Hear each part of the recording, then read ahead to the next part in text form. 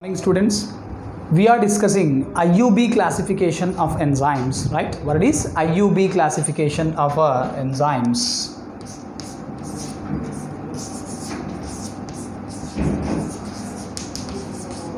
IUB classification of enzymes. Sir, this IUB, International Union of Biochemistry, classified enzymes into how many classes? 6 classes. Class 1 oxidoreductases, Class 2 transferases, Class 3 hydrolases, Class 4 lyases, Class 5 isomerases, Class 6 that is ligases. We completed first 5 classes, right? Now go for the 6th one, that is class 6. Class 6.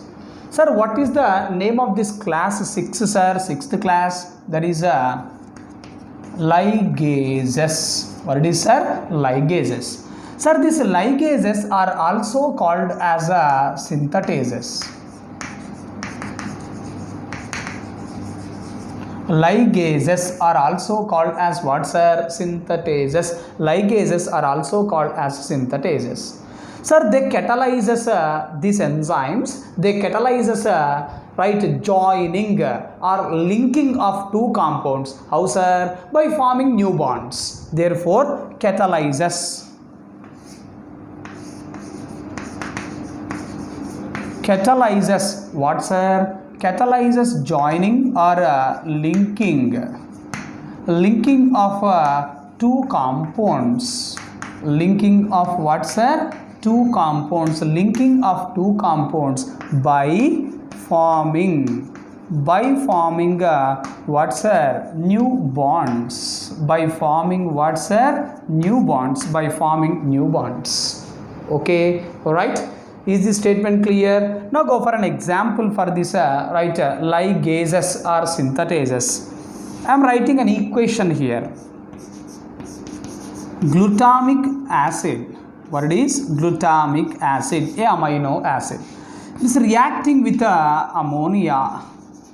Sir, here ATP energy is utilized. What is utilized, sir? ATP energy is utilized.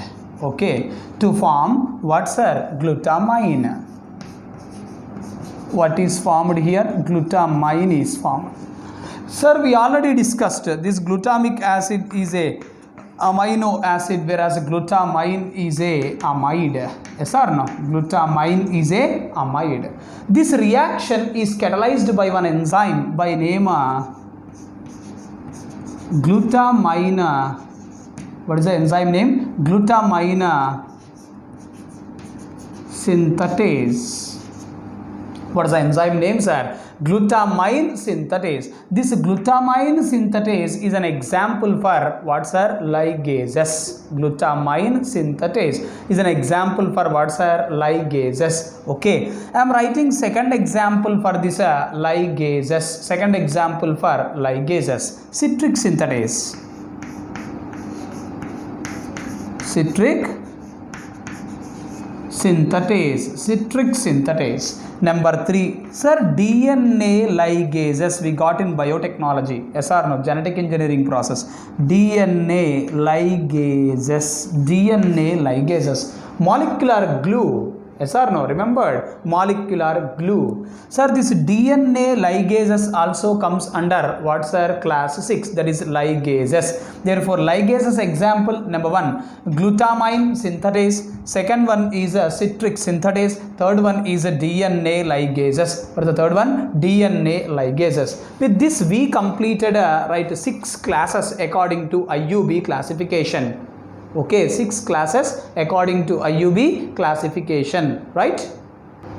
According to IUB, an enzyme is identified by using 4-digit code. 4-digit code, right? According to what? According to IUB, that is International Union of Biochemistry, an enzyme is identified. An enzyme is identified by 4-digit code. 4-digit code. Sir, this 4-digit code is called as EC. What is this 4-digit code called as, sir? EC. That is enzyme code. Enzyme code, that is EC. Sir, this enzyme code is having how many digits, sir? 4 digits, right? Sir, the first digit, it represents a class of the enzyme.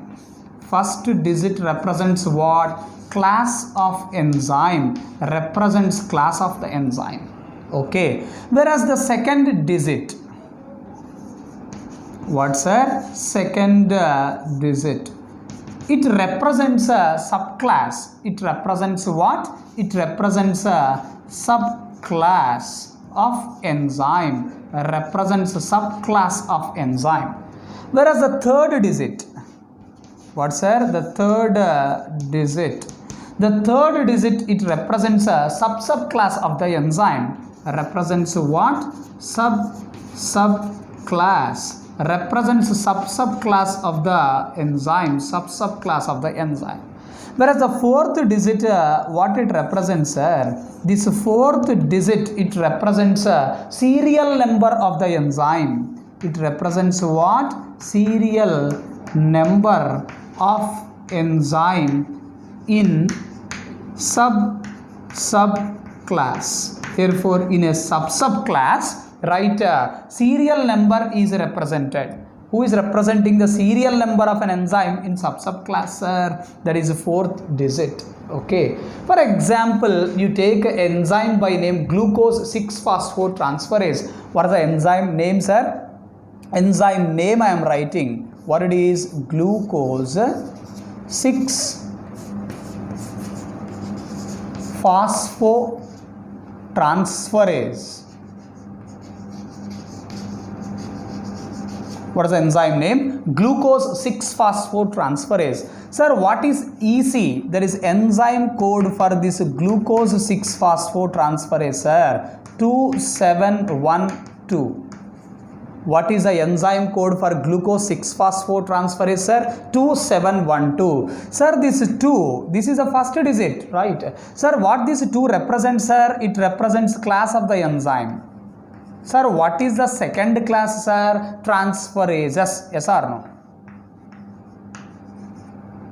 What it is? Transferases. Second class, no. First one is oxidoreductases, second one is transferases. Sir, what about the 7, sir? This number 7, it represents what? Subclass. What does it mean, sir? It means in second class, that is in transferases, okay, this enzyme belongs to 7th subclass. Okay, right? Therefore, right, this enzyme belongs to 7th what? 7th subclass of class, which class? 2, of class 2, that is transferases. Okay, now go for the next number. What's sir? 1. Sir, what is this third digit indicates, sir? It indicates a subclass. What it indicates, sir? It indicates a subclass. What does it mean, sir? It means this glucose 6-phosphotransferase belongs to first subclass. Belongs to first subclass of right? Which subclass, sir? 7th subclass. Is this statement okay? Right? Therefore, belongs to this enzyme glucose 6-phosphotransferase. It belongs to what, sir? Belongs to first. Belongs to first subclass of subclass what, sir? 7. Okay, right? Go for the last digit. What it is, sir? 2. Sir, what this last digit indicates, sir? It indicates serial number of the enzyme. Yes or no? What it indicates, sir? Serial number of enzyme. It indicates serial number of the enzyme. What does it mean? It means this glucose 6-phosphotransferase, its serial number is 2 in subclass, in first subclass of which subclass, sir? 7th subclass. Okay, right? Therefore, serial number, right? This enzyme, right, belongs to, okay, this enzyme belongs to what's our serial number 2. Therefore, this enzyme belongs to, right, what's our serial number 2 of which subclass? First subclass. Therefore, in first subclass, this enzyme is having a serial number 2. Okay, right? Now go for the next topic in enzymes. Factors affecting enzyme activity. What's that? Factors affecting enzyme activity. Factors affecting what? Enzyme activity. Factors affecting enzyme activity. Now listen this statement. Sir, if an enzyme wants to act like a catalyst, it requires active site. But enzyme gets this active site when it attains tertiary structure. Therefore, any factor which can alter, which can change the tertiary structure of an enzyme, all that factors, they can affect the enzyme activity. They can affect the enzyme activity. They can affect the enzyme activity. Okay, see this statement, sir. Enzyme activity. Enzyme activity. Enzyme activity. Sir, this enzyme activity, it depends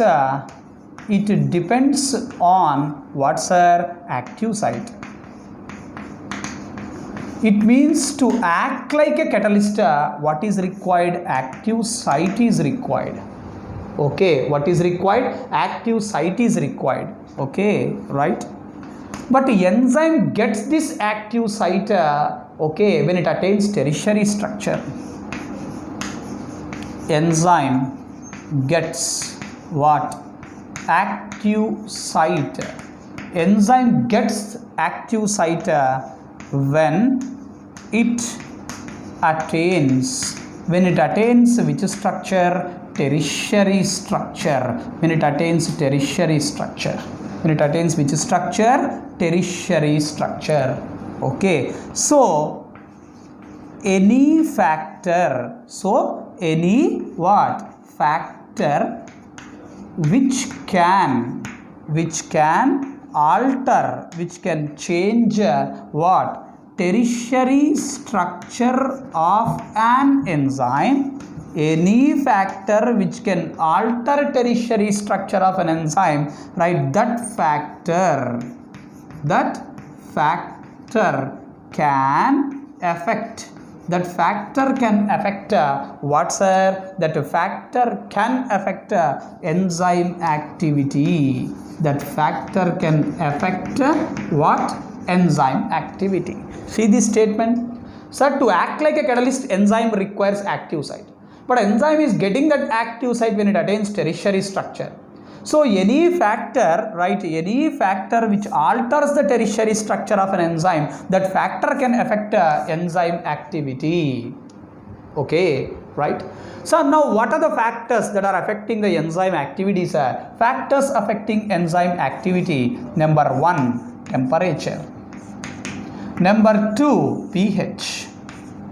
Number 3, substrate concentration. What is substrate concentration? Substrate concentration. Number 4, product concentration. What it is? Product concentration. Product concentration. Number 5, enzyme concentration. What it is? enzyme concentration. Number 6, right, inhibitors, enzyme inhibitors, right, enzyme inhibitors. Therefore, what are the factors that are affecting the enzyme activity? Temperature, pH, substrate concentration, product concentration, enzyme concentration, and enzyme inhibitors. Okay, go for the first one. What it is? Temperature. Go for the first one. What it is? Temperature. Now listen the statements. At low temperatures, enzymes are inactive temporarily. Where, sir? At low temperatures. At low temperatures, how enzymes are? Enzymes are inactive. At low temperatures, enzymes are temporarily inactive. Okay, enzymes are temporarily inactive. Okay, then what about high temperatures, sir? In the introduction we already read. At high temperatures, enzymes are denatured. At high temperatures, what happens? Enzymes are denatured. Why, sir? Because chemically enzymes are proteins. As they are what? Proteins. As they are proteins, they are denatured at high temperatures. Who are denatured at high temperatures? Enzymes. Why, sir? As they are chemically made up of proteins. The protein gets denatured at high temperatures. Okay. Sir, at low temperatures, enzymes are inactive, sir. At high temperatures, enzymes are denatured. Then at which temperature an enzyme works? Therefore, enzyme works in a narrow range of temperature. Okay, right? Therefore, enzyme works. What? Enzyme works in a narrow range of temperature. Enzyme works in a narrow range of temperature. It works in a narrow range of temperature. The temperature at which enzyme activity is maximum, the temperature is called as optimum temperature. Temperature at which enzyme activity is maximum. What is the temperature called as optimum temperature? What is the temperature called as optimum temperature? Temperature at which enzyme activity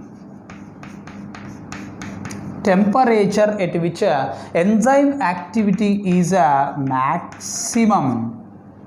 The temperature at which enzyme activity is maximum. What is the temperature called as? The temperature is called optimum temperature.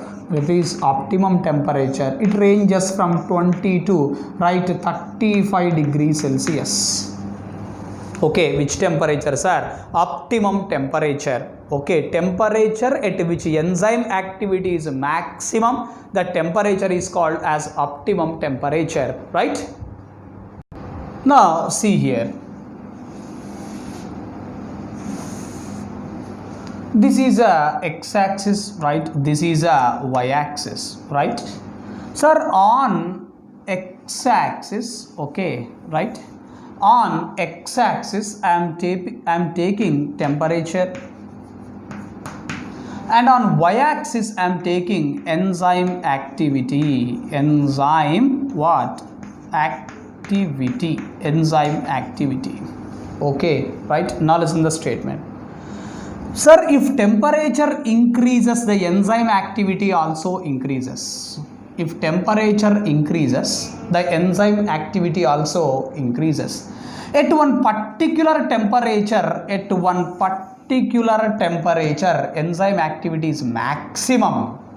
This temperature at which enzyme activity is maximum, the temperature is called as a what? Optimum temperature. What is the temperature called as a optimum temperature? Sir, then after what happens? Enzyme activity decreases. Is this statement okay? Right. Therefore, if you see enzyme activity below the optimum temperature or enzyme activity above the optimum temperature, right, the enzyme activity will be less than the enzyme activity at optimum temperature. Just now I told. Temperature at which enzyme activity is maximum, here itself the enzyme activity is maximum. It means below this temperature and above this temperature, enzyme activity is less than the enzyme activity at optimum temperature. If you take temperature on x-axis and enzyme activity on y-axis, we got a bell-shaped, right, a bell-shaped graph. Yes or no? Bell, B-E-L-L, bell-shaped graph. Okay, right? Therefore, what happened here, sir? Right, what is the meaning of optimum temperature? Temperature at which enzyme activity is maximum. Yes or no? Right, okay. Temperature above or below. Temperature above or below what? Optimum temperature.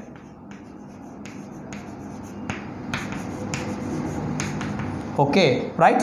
I am adding one more word here. At temperature above or below optimum temperature, what happens? Enzyme activity is less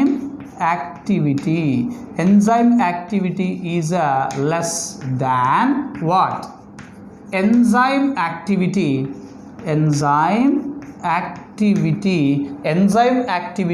at what? Optimum temperature. Enzyme activity at optimum temperature. Therefore, compared to enzyme activity at optimum temperature, temperature above or below the optimum temperature, how the enzyme activity is, sir? It is less than the enzyme activity at optimum temperature. Okay, taking temperature on x-axis, enzyme activity on y-axis, we are getting what, sir? We are getting bell-shaped curve. What shaped curve, sir? Bell-shaped curve. Okay, right? When we store the food inside the refrigerator, microorganisms, they cannot spoil the food. Why, sir? In refrigerators, the temperature is low. As temperatures are low in refrigerators, the enzymes of microorganisms are inactive. At the same time, what food we stored inside the refrigerator, the enzymes in that food are also inactive. So, food is not spoiled when you store the food in the refrigerator. Okay, therefore, when food materials are stored inside the refrigerators, as temperature is low inside the refrigerators, the microbial enzymes and enzymes present in the food materials, they are temporarily inactive, so they can't spoil the food materials. Okay, now go for the second factor that is affecting the enzyme activity. What it is, sir? pH. Sir, enzymes works at a narrow range of pH. Enzymes works at a what, sir? Narrow range of pH. See this statement, sir. Enzymes works at a narrow range of temperature. Enzymes works at a narrow range of pH. Okay, therefore enzymes works at a narrow range of pH. Okay, the pH at which enzyme activity is maximum, what is that pH called as? Optimum pH. pH at which enzyme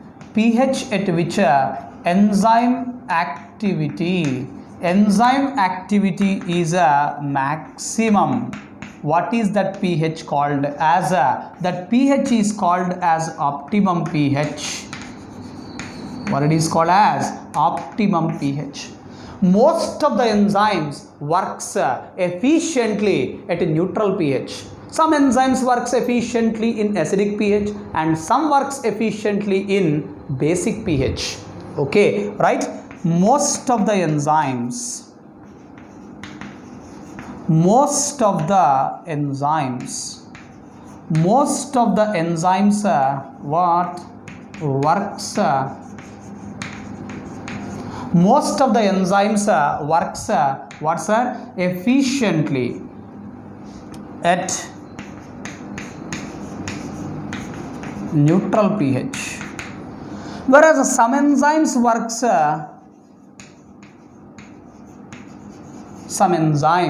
right works at which pH, sir? Acidic pH, means less than 7, no? And some works efficiently at what's our basic alkaline pH, more than 7. Okay, right, sir? If I take